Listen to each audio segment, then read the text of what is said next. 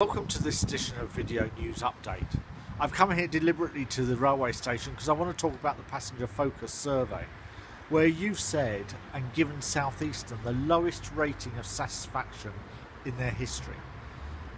Less than 7 out of every 10 passengers think they're getting a good service.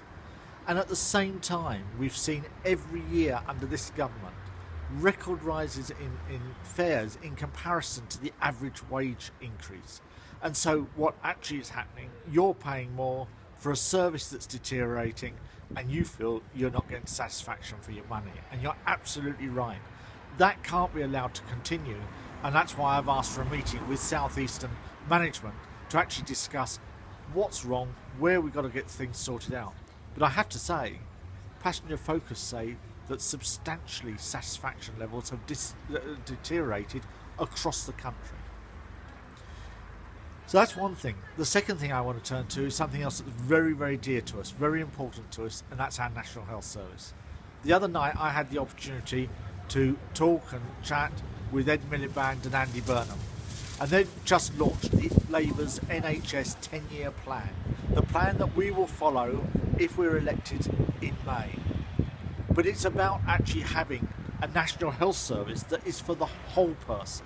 And it starts with that basic premise that actually if we start in the home and actually develop the care system that is personal to that family, there's actually more chance of it being successful and actually costing you and I as a country far less money.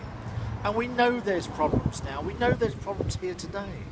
We've got clearly A&E that is struggling here in Medway, with actually having some of the lowest levels. Something like 72% of patients last week were seen within 4 hours at A&E, whereas it's almost 9 out of every 10 in other major A&E centres.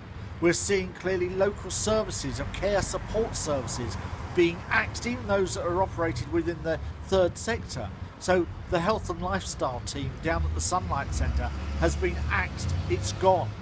And then we've got GPs being overrun and actually not seeing people because they can't, and then they're ending up at A&E. And we've got the hospital using vastly greater numbers of agency staff who actually cost 3-4 times more than it would if we actually had staff employed and trained through the National Health Service.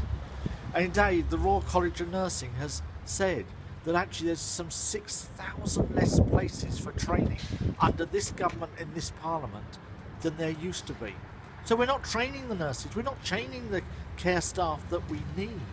And indeed, at the same time, by 45%, the number of those being brought in from abroad has increased in the last year. Now that can't be right, and it doesn't make economic sense. And that's why Ed Miliband, launching that 10-year programme, said we'll use some of the £2.5 billion of our Time to Care investment fund on creating 10,000 more training places over the lifetime of the next parliament. That will save us money. But I have to tell you, this is exactly where we were at in 1997. After we'd had 18 years of Tory rule, we'd actually found that we hadn't got the nurses, we hadn't got the doctors to support our NHS service. So all I say to you is that the NHS can't afford 5 more years of a Tory government, and nor can our rail services. Over the coming weeks and months, I'll be in your neighbourhood, and I'm looking forward to meeting with you, and let's discuss the forthcoming general election. Thank you.